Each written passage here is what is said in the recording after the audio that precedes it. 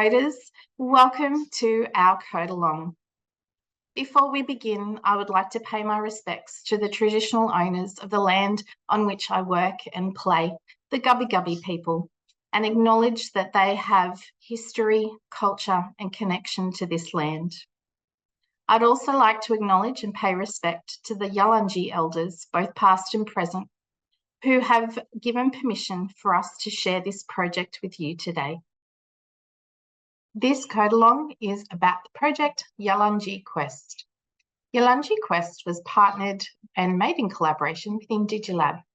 Luke Briscoe, the CEO of Indigi Lab, shared his culture from his home group to be able to create this amazing game. The Yalanji people are from North Queensland. Their country extends from south of Mossman to Cooktown in the north and Palmer River in the west. They have a strong relationship and connection to the land and rainforest developed over thousands of years, shared through legend and history.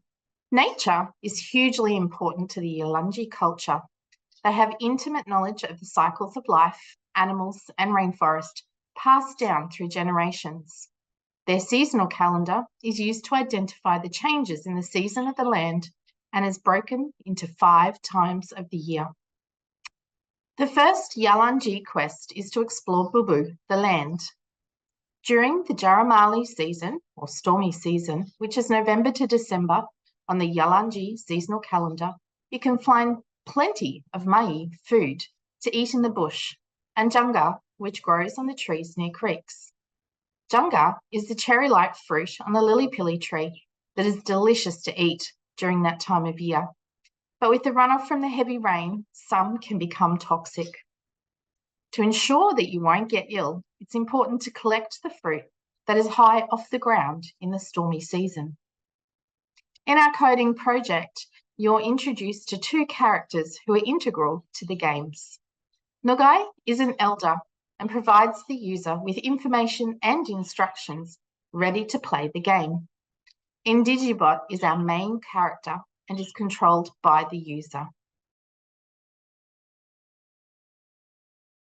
For our coding project today, you'll need to have opened the starter project for Yalanji.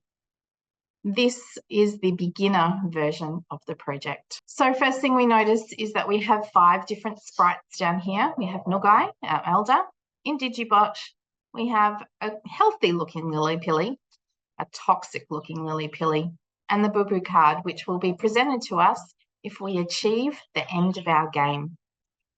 Let's get started with coding. We're going to start with coding our elder Ngukay. Ngukay is going to introduce the game and to give the player information about how to play.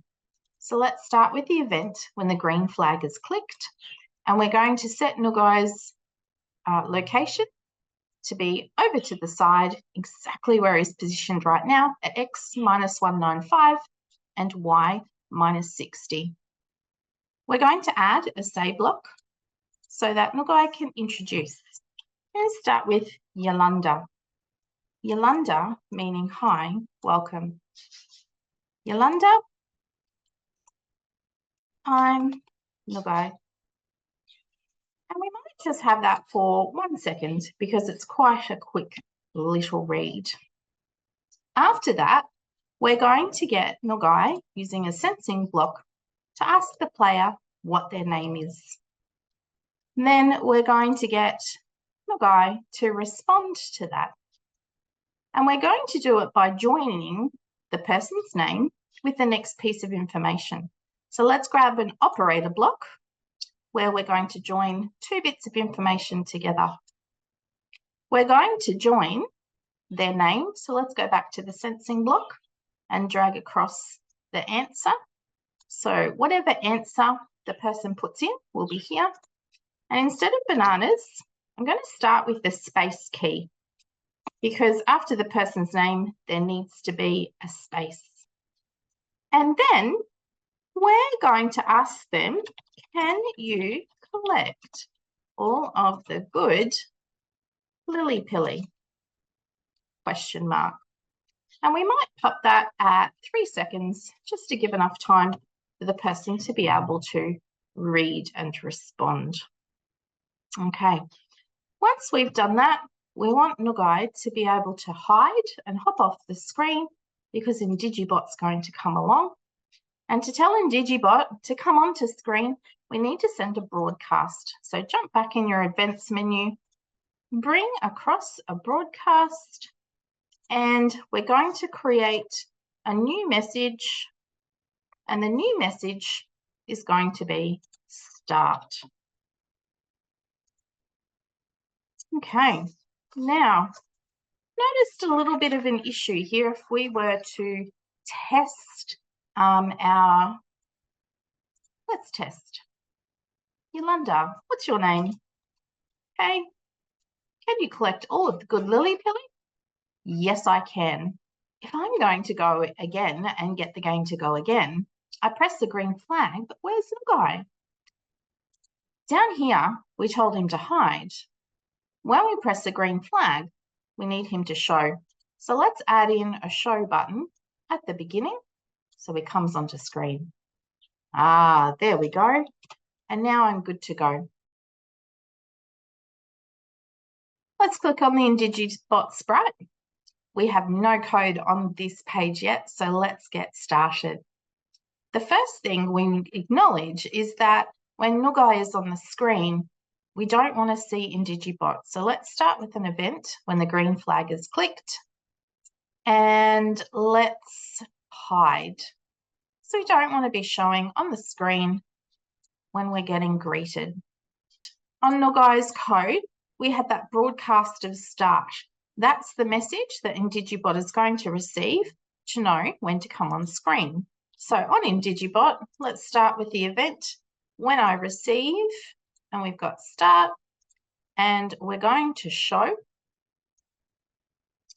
And we are also going to set its beginning position.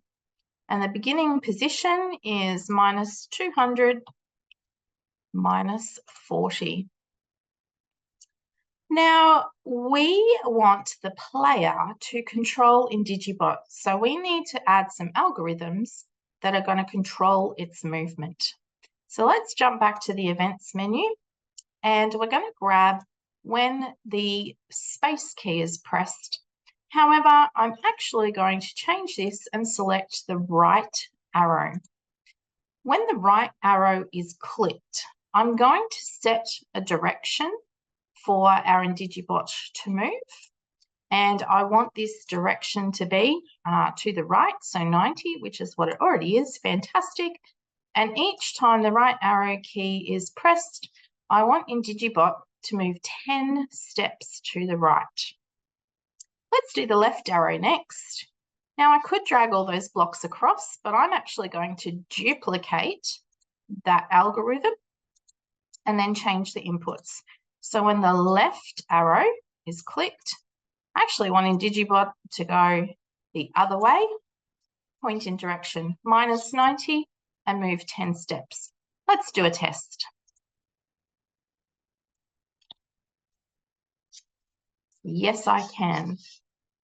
And here is our Indigi Bot. So if I press the right key, moves to the right, and left key turns the opposite direction and moves to the left. Fantastic. Exactly what I was looking for. Now we also need Indigi Bot to be able to go up to collect the high Lilly Pillies because they're the safe ones, and to be able to come back down. So let's add these in. Now I could duplicate these, but they're a little bit different in the blocks that I want, so I'm going to build my own. So let's select when the up arrow is pressed. I want to change Y by 10. So this means if I do this one, I'm just going to click on it, goes up 10 steps. Now I want the down to be the opposite. So let's duplicate that block. When the down arrow is pressed, we're going to change Y by -10. Let's see if that one works. Fantastic. So we've got our Indigi Bot moving.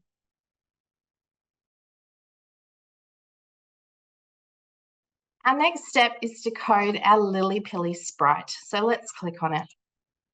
So our Lilly Pillies we want them to show up on different random places on the screen, and we want a few to show up.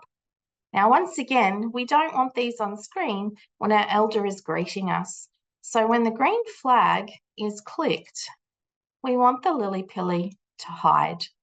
Don't want them to be on screen at all. However, when the Lilly Pillies receive that broadcast of start, remember from Ngukay, we had that broadcast sent. So when they receive it, we're going to ask the Lilly Pilly to create some clones of itself. So in the control menu, we can drag across, create clone of myself. We actually want to have 6 clones created. So let's grab a repeat block and put the clone inside of that, and we're going to say 6. We want to have 6 of them show up. Now, these clones, we're going to code what to do when it starts as a clone. So if we go back to our control menu and start with the event, when I start as a clone, we're going to show. So I want to test my code now. I go through my greeting again. I'm going to say, yes, I want to. Oh, there's only one Lilly Pilly on my screen, but I coded it to make 6. Now in my editing screen, have a look. My clones are all in exactly the same position because I haven't coded the clones to know where to go. Now we want our clones to be in a random position on our screen. So every time somebody plays it, it's going to be different. So let's put that in. Let's grab a motion block that tells our clones, we don't want them to glide, we want them to go to a specific position. But I can't code every single different one. So we're going to add in some random operators. So drop a random operator into X and drop one into Y. And our differences here will be within the screen, where can we set those boundaries? So for X, we're going to do between -200 and 200. And for Y, which remember will be between the ground and the canopy, we don't want them near the ground because those are the toxic ones. We want the ones that are up high. So we might go anywhere between 175 and 0, and that will set us in that top canopy part. So now if I was to test that out, I will find that I'll have 6 clones that are all in different spots. Some are a bit close together. If I was to test that again, they would end up in 6 completely different spots again. So our role here is that Indigi Bot is going to walk along, the player controls them, and when Indigi Bot touches a Lilly Pilly, we want him to collect it. So we have to program how that's going to happen in our game. Let's add a control of forever, because we want this code to happen continually throughout the game. And here's where we get into a branching statement. We're going to say, if this condition happens, this is what you need to do. So let's add in an if-then block. And our condition is, if the Lilly Pilly is going to be touching Indigi Bot. And if that happens, we simply want the clone to hide. It's going to make it look like Indigi Bot has touched or picked the Lilly Pilly. So let's test it out to see if it's going to work.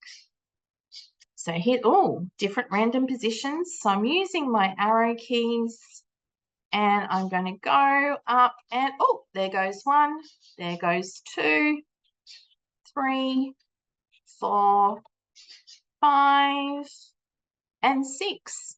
So yes, I've been able to collect the Lilly Pilly fruit.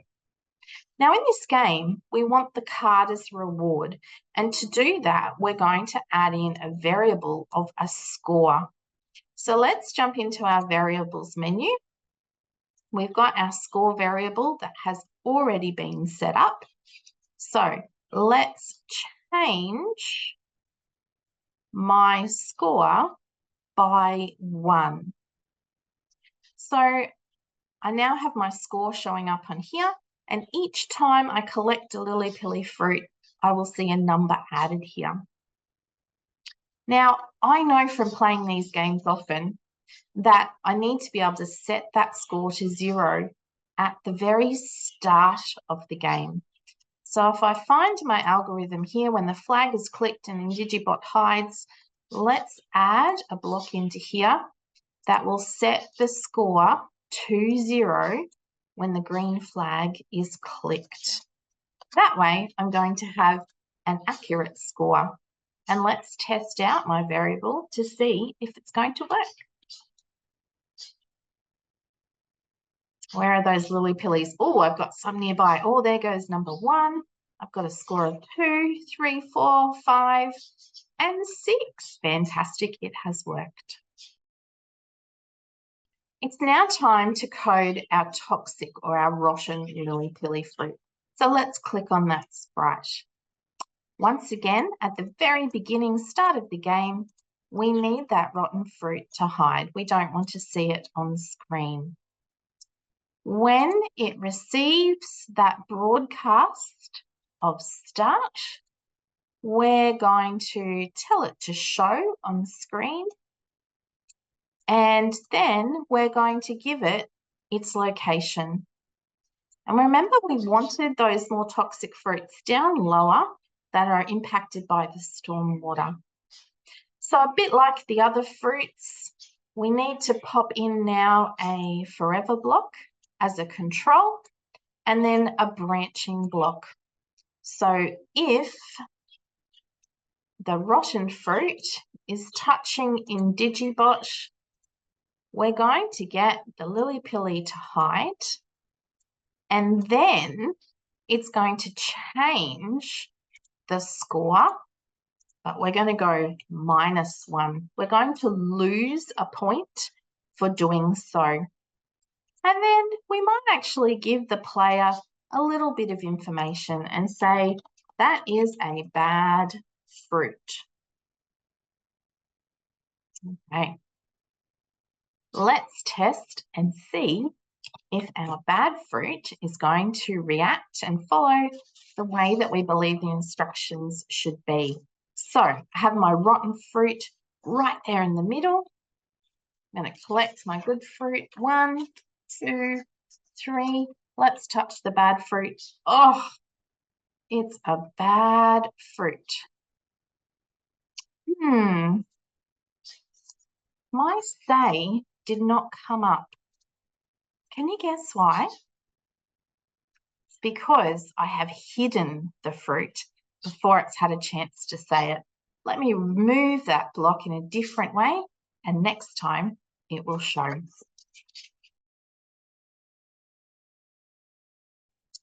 The final step in our game is to receive the Bubu card. So let's click on this sprite and to give it its instructions about what to do. Once again, like all of our other sprites, when we have our elder on screen, we need to hide this one away. We don't want it to show. We need to go and create some conditions around what happens to get the Bubu card to show up. And those conditions are that we reach a certain amount of points. So let's jump back onto our Lilly Pilly sprite for a moment. And we have this algorithm, when the green flag is clicked, hide and set score. We're going to create a condition that it's going to wait until the score reaches a certain point, and then it will send a broadcast. So let's jump into our control menu for a second. And down here, not up the top with a wait 1 second, but down a bit lower is a wait until block. Let's pop in an operator here, and we're going to do an operator that is more than a certain number. So grab this top one and drop it inside the wait until. Now in this first bubble, we're going to drop in our score input. Little tip when you're doing this, look at the white highlight to make sure you're dropping it onto the right spot. So wait until your score is bigger than, you could choose 4, 5. I'm going to put in 4. So wait until your score is greater than 4, and then we're going to add in a new broadcast. And this broadcast, let's give it a message of congrats. Congratulations. Okay, now we can go back to our Bubu card and drag across when I receive congrats. Now we want our card to be a little bit flashy. So we're going to drop in a repeat block. And it's going to repeat this little bit of code 3 times. So first of all, it's still hidden. So let's get it to show on the screen. We're going to get it, once it shows up, to wait 0.5 seconds before it does something. We're now going to get it to disappear. So let's add in a hide block. And then we'll do another wait 0.5 seconds. And then this is going to go show, hide, show, hide, show, hide 3 times. We do want it to finish on the screen.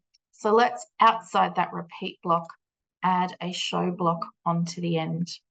So let's test our completed game. Our elder is welcoming us, asking us to pick the good Lilly Pilly. I have to be very wary now of my bad one, but I do want to test out, did my message, it now works because it's not hidden.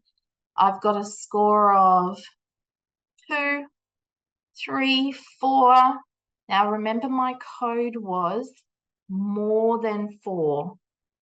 5, there is my card flashing on and off, and I have received my card to acknowledge winning the game. How did you go with your coding? Are you ready for a little bit of an extension that's going to make our Indigi Bot look and move a little bit better? Let's have a go.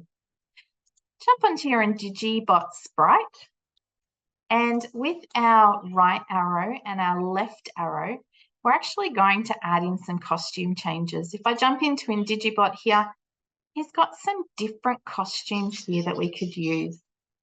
So underneath right arrow, I'm going to add in a next costume block, and then I'm going to add in just a very short wait time of 0.05 seconds before it switches to the next costume. I'm going to duplicate those 2 blocks and drop them on the left arrow as well. So let me pop my Indigi Bot on the screen just so I can test this out. Right arrow, he's jumping between some costumes. Looks like he's actually moving now. And the left does the same. So you can jump through those costumes and choose which ones you like and don't like, so that you can really make your Indigi Bot move. A huge thanks is given to the Year 3 students at Edge Hill State School in Cairns, who were the project testers for this amazingly fun game. Their feedback was able to be incorporated to make improvements in the game and to make it the best that it can be. Thanks for joining in our Codealong session for Yalanji Quest. It has been awesome to share this project with you, and I've loved working with Luke to create this. We thank the Yalanji people for sharing their history and culture with us and acknowledge that they are the owners of this project. Can't wait to see what you do to adapt, change and innovate on this super fun game.